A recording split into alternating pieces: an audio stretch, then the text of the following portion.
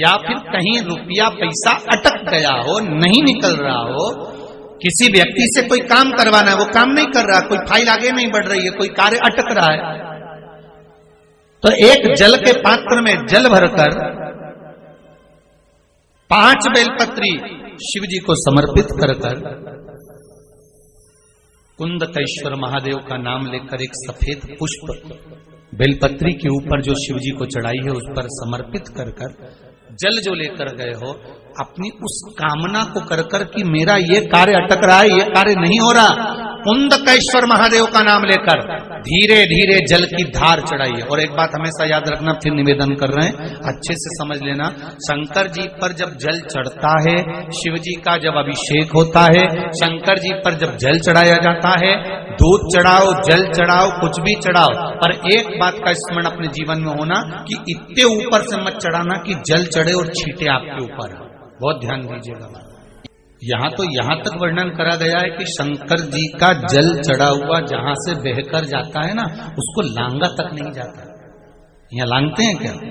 नहीं ना, परिक्रमा भी करेंगे तो वहीं से लौट कर वापिस इधर जाएंगे।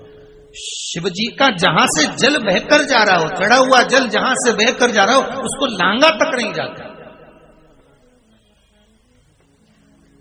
और कई लोग बड़े बड़े आनंद में शंकर जी पे इतनी ऊपर से जल चढ़ाएंगे तो वो छींटे पूरे अपने ऊपर आना चाहिए, शरीर पर आना चाहिए। नहीं नहीं, उसका दोष है हमारे। आप भगवान को अगर जल चढ़ाओ, दूध चढ़ाओ, तो मान लो अगर जैसे एक सरल भाषा में समझ लो और अच्छे से कि जैसे ये शिवलिंग है शंकर जी का, ये शिवलिंग है, और आप जल चढ़ा रहे हो तो इतनी ऊपर से छोड़ोगे तो पानी का छींटा तो अपने ऊपर आएगा, पर वही जल, वही दूध, वही सामग्री आप शिवलिंग से थोड़ी सी दूरी बनाकर अगर आप समर्पित करेंगे तो बाबा उसको स्वीकार भी करता है और आनंद की अनुभूति भी होती है, कार्य में सिद्धता भी आती है,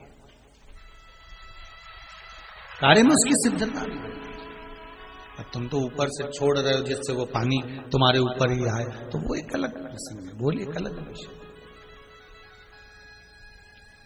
बहुत ध्यान देना महाराज, भगवान को कभी भी कोई भी सामग्री, जैसे भगवान के मंदिर में अगर फूल चढ़ाने जा रहे हो, भगवान के मंदिर में अगर पुष्प समर्पित करने जा रहे हो, तो फूल का मुख अपनी ओर नहीं होना चाहिए।